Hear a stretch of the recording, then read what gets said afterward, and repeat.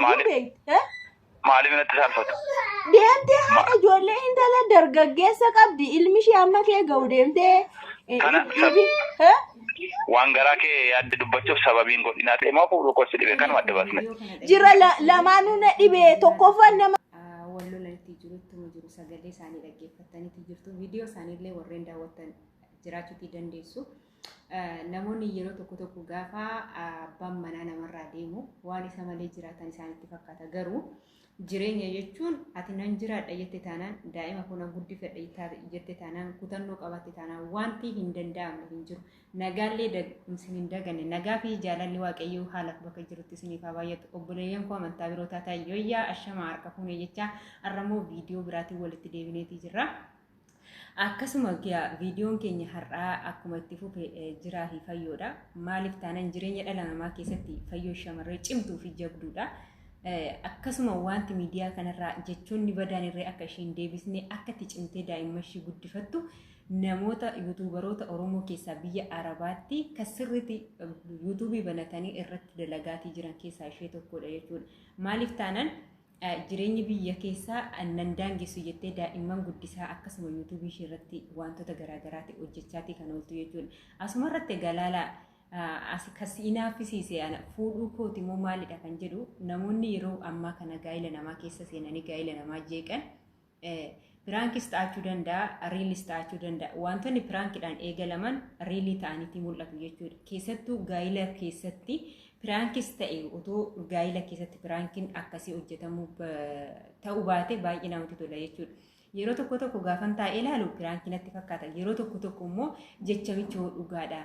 Jecha booda piraankidha jedhamu kana immoo jechoota badaa maaliif walitti dabarsu jechoota badaa maaliif waliin jedhu jedhee sammuu koo keessa deddeebisa jechuudha.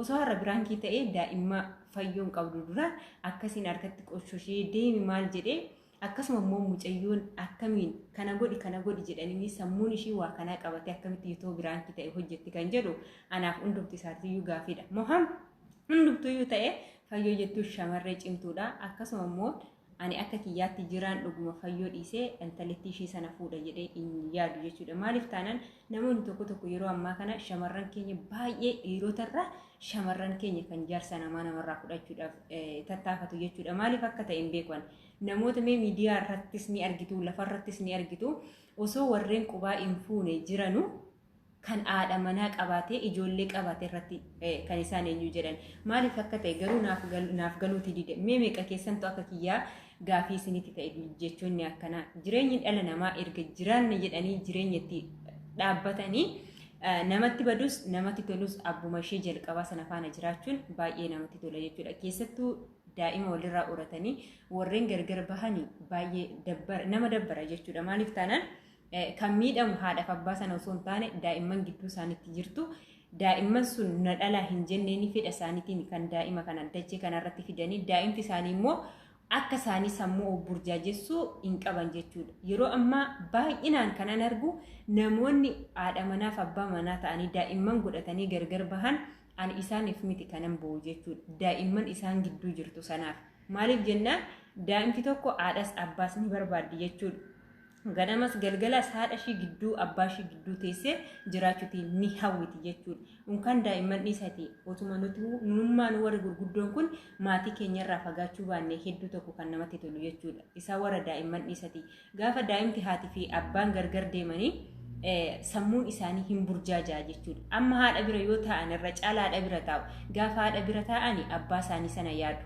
Garuu haadhaan abbaa keenya yaadne jedhanii maaliif taanaan kan gatii guddaatti kaffalee itti dadhabee maal nyaatan maaloo baasan wayyaa isaaniirraa miccee kan kunuunsa gahaa godhuuf haadha waan ta'eef haadha sanarree muufachiisuu waan ta'e hin barbaanneef yaaddoon abbaa isaanii suni kan yaada abbaa isaanii sana yaadan sammuu isaanii keessatti xiinxalamee jechuudha. Akka isaan hubaman taasisa baay'ee ni miidhamu jechuudha ijoolleen yeroo baay'ee.